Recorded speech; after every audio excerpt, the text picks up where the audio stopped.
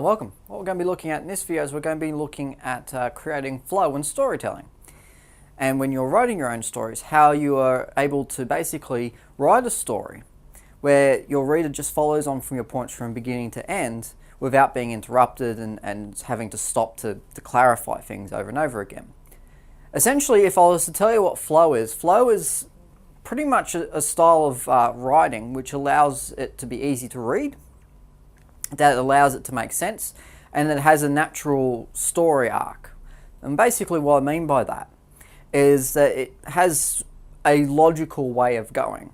So your story starts from a fixed point, and that it continues to unravel and develop in such a way where whoever's reading your story is able to keep up, is able to keep the right sort of pace going.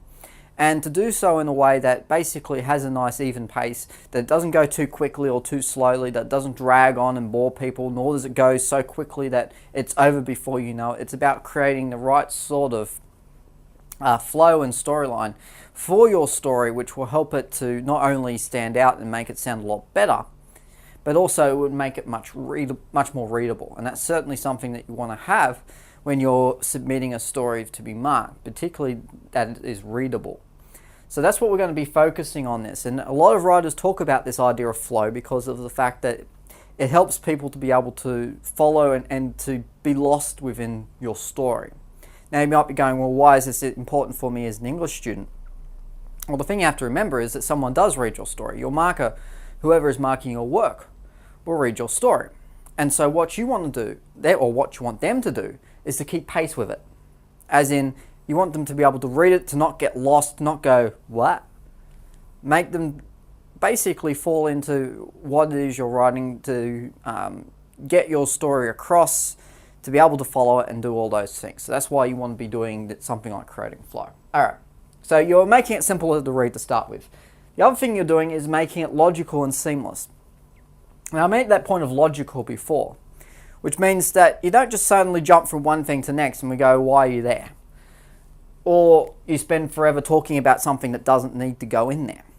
It's about almost being critical of your own work and going, is this necessary for my story to be told? Will people find this boring or interesting or exciting? And thinking about that, and thinking about that seamless aspect as well. As in, you can jump clearly from one paragraph to the next. That suddenly we don't go from a passage, for instance, and this is one I've come across quite often, where you'll have a story being told and then suddenly we jump to 5 months later and we have absolutely no idea it's now 5 months later. And this happens quite a bit. So one of the things is making sure that the story flows and follows a nice chronological order, if necessary. I mean, stories can be told quite well through flashbacks and different things, but making sure that whoever can read it can basically get everything out of it. Last thing is it means your story has a point. And this is the most important thing, is not only does it make sense, but there is a point to it, and there always feels like there's a point to it. As in, it's not a story that suddenly drifts along and then finally you find yourself somewhere else and go, that's the end. You've got to have that sort of sensation that the story does have a purpose, that it is going somewhere, that it is maintaining some sort of interest. And that's what creating flow is all about, is basically making the story nice and smooth and easy to read, and also about writing it in such a way where basically anyone can pick up your story, read it, understand it, enjoy it even, and be able to give you a mark because they know exactly what's going on and they can follow it quite well. Okay, so that's the main thing, and this is what your structure should be trying to do. And what I'm going to do now is I'm going to give you a number of tips. I'm going to give you some pointers to point you in the right direction to what you need to do to create the right sense of flow and basically to create a story which makes sense. That's what we're trying to do. Okay, number one, have direction. And as is, making it up as you go along won't have any kind of cohesion. As in, if you're going in a number of different directions, depending on what you're thinking at that particular second, it's not likely it's going to go anywhere. You need to have a destination, even if it's far away and very blurry, that you're working towards. So if I'm writing a story, for instance, and I do this with a bit of practice behind me, is I will have a set point where I'm working towards. Now that set point may change, but at least I'm working towards something. I'm saying that it's going to end like this, And so everything I'm doing now is going to basically lead up to this point. And then have little markers on the way. So a basic plot line where I can say, well, I'm just trying to get to these different markers. And that's what you have when you have a bit of direction, and that helps you with your cohesion. It's basically saying that I'm going to write up to the point where they get onto a boat. So I'm going to focus on everything about that. So I'm not going off in any random directions. And that is one of the things that really do help with cohesion. Now, as I said, at that point may be just an ending or a climax. And so you need to be making sure that you've got that ending and climax in mind, because if you don't, it makes it very difficult to know where your story is leading. And particularly, it does come across quite a lot. You may not think it does, but it does. And basically, having either one of these things in mind allows you to sort of know what you're working towards, and it means as well that you're not going to try and upstage your climax with something big at the beginning, or try and start off with a bang and then sort of leave nothing left by the time you get to the rest of the story. Essentially, you're trying to pace it so that you're just keeping things nice and smooth and nice and even. And finally, if you're given a question or topic, your endpoint needs to provide some sort of insight. As in, if I'm giving you a question where you're writing a story about a journey and what people learn from that journey, I need to think about my ending or my climax having some sort of message about journeys and having something to say and something to communicate on that idea of what a journey is and how they've got there. So that's another thing that you have when you're having direction of your work. Now, next thing is simplifying. And good stories are ones that are actually very, very simple. And you actually find that the majority of the stories that you'll read are quite simple ones. And the more complicated ones require someone who's quite skilled with their words, who is quite able to really develop it in a strong and meaningful kind of way. So when you're looking at stories, and particularly the stories that you will be writing, now you won't be writing 500-page epics, in which case you can make them as complicated as you want, because you've got a captive audience who are probably going to go and want to keep going with the story to find out what happens next.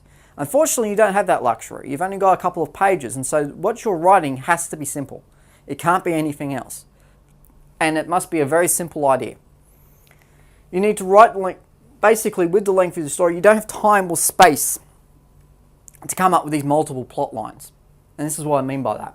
So when you're looking at it and going, what should I be doing? You should really keep it to a very, very small, basically, scene. And expand on that rather than trying to tell the entire story of mankind in about a page, because you'll find that you'll be missing things, you won't develop anything, it's just going to be rubbish. So the thing that you need to do is you need to just try and keep a very simple concept. Now, this is the way I like to think of it, which is that a good way to basically monitor a story is to describe it to someone in a sentence, or say that you can describe it to someone in a sentence. And that basically means that it's a story about a boy and girl falling in love. That's one thing I can describe in a sentence, and it's nice and simple. Admittedly, it's been done 1,000 times, but it's simple. If I was to say, well, there's this character and he does this, and then he does this, and then he does this, and then finally he does this, and you have to read it to understand it, that's not very good for a short story. You're not going to get anyone to be able to follow that, especially in 2 pages or 3 pages, depending on how much you write. Even if you get 5 pages, you're not going to get that kind of detail. You'll need about 50, 60 pages at the very least to be able to expand on that. And so, really, anything that's complicated must go out. Anything that is just adding too much complexity will just have to go. And focus on developing quality description instead. And that is mainly what you'll be looking for, particularly when it comes to developing your flow of your work. If you have to jump between things and have to explain things all the time, you're not going to get a lot of flow in your writing. Okay, so what you're going to be doing is also using description. Now, this step is also quite important because of the fact that a lot of the common mistakes that get made is that a lot of students, particularly that I see who write, will use description too much. Now, obviously, you want to be fleshing out your description, especially with, as I was saying before, you're trying to write in a small sort of scene. And you need to keep your action very, very limited in order to really express it and develop it in such a way where people can get the ideas that you're trying to say, and basically to get your suggestive sort of meaning. But obviously doing it too much is going to be a problem. Now you need to focus on setting boundaries for this, and you need to focus on making your description significant. In other words, you're being very selective of your detail. Now what that means basically is, if I was to use the image on my right here for an example, then you've got a person there who, if I was to describe them in my story, I wouldn't focus on describing every bit of her, from her head to toe, knowing every little small detail about her, because it's not important and it's not going to really get any point across. What I would do is I would focus on just describing the sorts of things that need to be said, so whoever is reading my work can have a rough imagining of her and what she looks like. So I would say that she is a girl in Victorian costume with bun-like hair and a long flowing dress. That's basically all I need to do. Who is a little ugly, I've got to say. I wouldn't focus on describing her eyes and the chin and the mouth and everything else about her character, because that's not really going to add to my story. And so that is what I mean by setting boundaries and making your detail significant. Is yes, it's all well and good to be able to elaborate on those things, but you need to be very selective. So you need to write the important details, leave out description for the sake of description. I'm not going to describe her for the sake of it. So sentencing. Okay, so what I mean by sentencing is that you need to make sure that your sentences essentially follow a moderate sort of line, and that your sentences don't always go long and flowing and they're not always too short, but have a nice variety of sentences that you're basically able to communicate in very short bursts if it's something that really needs to be written in a short sentence, and then develop your description over longer lines. I'll explain this a bit further. So bad sentencing can disrupt your flow. Now what I mean by that is, if you think about how stories are written, if you've got very, very short sentences the whole way through, you're going to be stopping all the time. And if you have big, long sentences that go for 5 lines each, you're never going to breathe. So if you have a look at that image to the right there, that would be someone reading a very, very long-winded sentences. And that if I was to speak without breathing, and that's basically what you're doing by writing a 5-line sentence, is to say that I'm not having a half breath or even anything else like that. I'm just not going to breathe the entire time. So if I was to read it aloud, it would be really hard to do. So this is what I mean by flow, and actually making sure that your sentences are appropriate length for what it is you're trying to do. So a very short statement, you would write a short sentence. If you're describing something with depth and description, you would use a longer sentence. So you need to choose the length of your sentences depending on what you're trying to say in each one. Too many sentences that are basically too long or too short will severely, as I said, impact the effect of your story.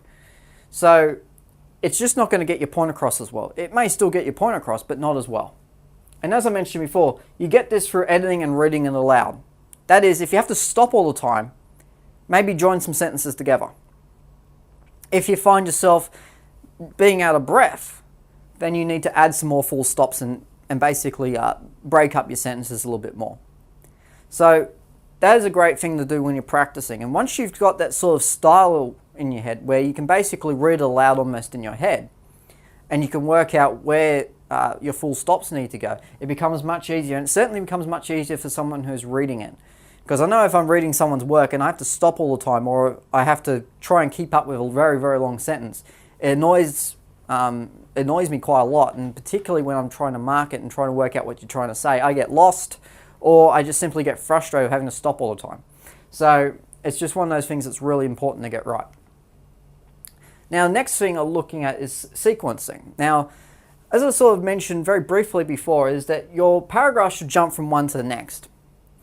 And they should be linked together in some way. So you think of a monkey swinging from vine to vine, in that the next one is always in sight. And you don't completely jump from one area to another. And that's basically what you're looking at. So there's an understandable sort of leap. So you don't suddenly go from describing a house to describing a park. Because the first question I'm going to be asking as a reader is, how did we get to the park? Or how did we get to this other idea suddenly? You need to have it so everything sort of links to each other and you gradually develop your story rather than just sort of have these very sharp jumps from one to the next, because it becomes very hard to follow what it is you're writing.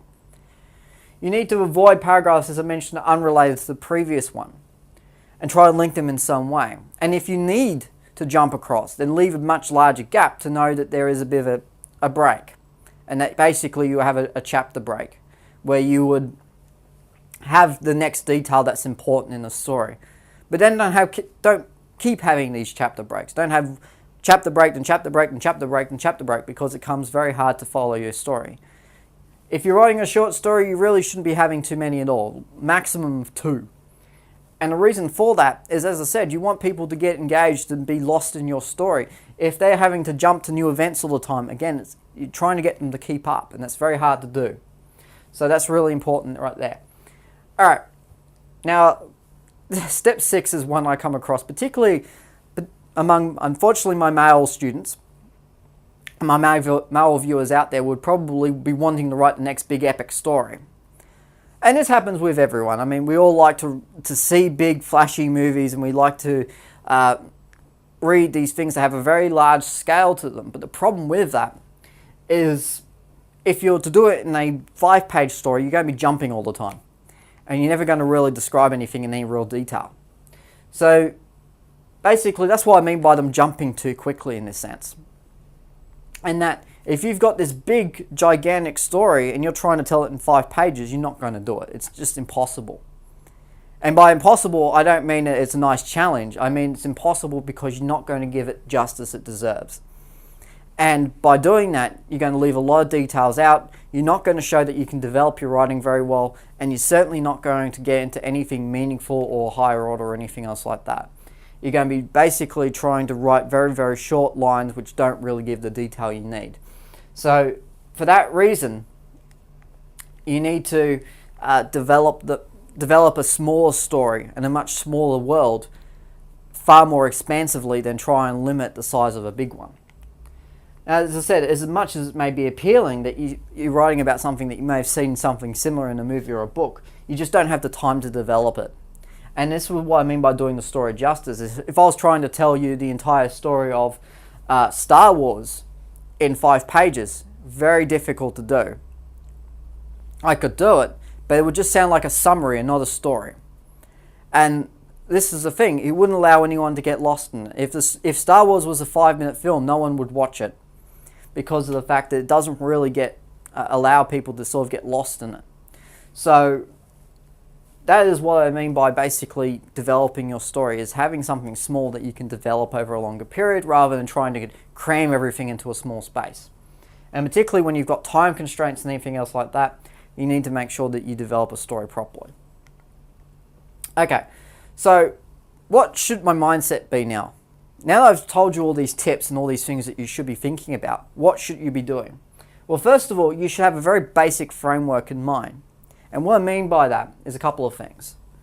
First of all, you need to have a very simple premise and work towards a conclusion. That is basically going back to that 1-sentence idea I mentioned before. And that I need to be able to write it in 1 sentence and then expand on it. So if you're, as I said, writing about 2 people having a fight of some description, that is a very simple premise and you can work towards a conclusion. The detail is basically those layers you add. So what I mean by that is then you'll start to fill in those characters. You'll start to come up with the relevant descriptions for them, and only the relevant descriptions for them. And then you'll be able to go into detail about what they're fighting about, where it is, what other people around them are doing. That you'll be able to really build the story up rather than them going from one rooftop to the next and jumping and doing and swinging and being like Tarzan, and suddenly we have half the world being destroyed. That doesn't really come across as well, and certainly doesn't give you the kind of flow that you need. You need to strengthen it with strong ideas, perspectives, and characters. And this is, again, something that it may not appear from the outset to really help with your story flowing simply from one idea to the next. But the thing is that this is what you're basically working towards. And the reason you have flow is that you're able to do this. That you're able to essentially incorporate those things into your work. And finally, you need to focus on showing what needs to be shown. In other words, if I was to convey the schoolyard fight, then I need to just focus on the things that get my ideas across, the things that can create meaning and become meaningful, and certainly do so in a way that basically when I'm writing the story and when other people are reading my story, they can sort of get lost in it.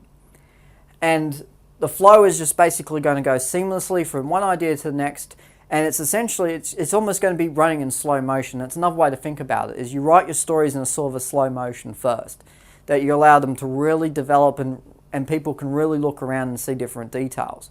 But doing it in such a way that you're not overdoing it and that you're not making it so that we have to wait half an hour before we get to the first real detail. So it's about basically moderation, choosing what you need to have, making the right sort of choices, and really thinking critically about what needs to go in my story and what doesn't. And sort of not get lost in the moment so much that you suddenly go off and rambling on different things and you have absolutely no idea why you're there or how you're getting there. So have a very clear point in mind. And that's basically it for writing with flow. So make sure you keep those things in mind. Keep a very simple story with a very simple conclusion. You can't go wrong. Until next time, I'll see you later.